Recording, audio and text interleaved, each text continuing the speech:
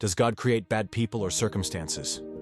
It's a complex theological topic, but generally, Christian theology doesn't state that God creates bad people in the sense of predestinating them to evil or making them inherently corrupt from creation. Instead, the understanding is that God creates all people. All human beings are created in God's image, Genesis 1:27, possessing dignity and the capacity for good. Free will. Humanity was given free will, the ability to choose between good and evil. The fall. Sin entered the world through the disobedience of Adam and Eve, Romans 5:12, corrupting human nature. So people are born with a propensity to sin, but not created as bad people by God. God uses all things for His purpose.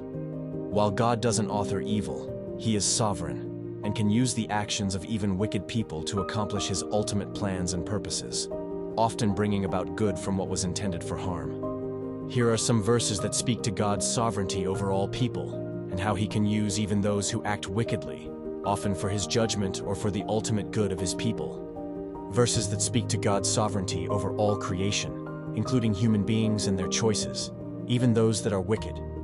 Proverbs 16:4. The Lord has made everything for its purpose, even the wicked for the day of trouble. Interpretation.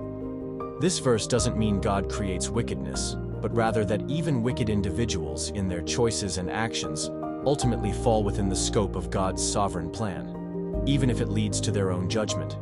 He can use their actions, even if those actions are evil, to achieve His purposes, such as judgment or discipline. Isaiah 45:7. I form light and create darkness. I make well-being and create calamity. I am the Lord who does all these things. Interpretation. This emphasizes God's ultimate sovereignty over all things, including both good and what we perceive as bad. It's a declaration of His absolute control as the one true God, distinguishing Him from dualistic deities. It's not saying God is the author of moral evil, but that nothing, not even calamity, is outside of His ultimate control or purpose. Romans 9:17-18, Paul quoting Exodus about Pharaoh.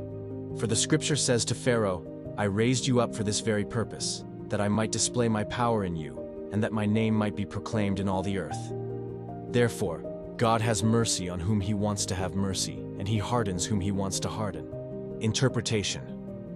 This is about God's sovereign right to use individuals, even those who are resistant to Him, like Pharaoh, to demonstrate His power and achieve His purposes. God didn't make Pharaoh wicked, but He used Pharaoh's existing wickedness and hardened his heart in response to Pharaoh's own stubbornness, to bring about His plan for Israel. Verses that show God allowing or using the wicked for His purposes, not to be confused with creating their wickedness. Genesis 50:20, Joseph to his brothers. You intended to harm me, but God intended it for good to accomplish what is now being done, the saving of many lives. Interpretation. This is a classic example of God using the evil actions of humans, His brothers' malicious intent, to bring about a good and redemptive outcome. God didn't make His brothers evil, but He powerfully worked through their evil for His ultimate good purpose. Acts 2:23, Peter speaking of Jesus' crucifixion.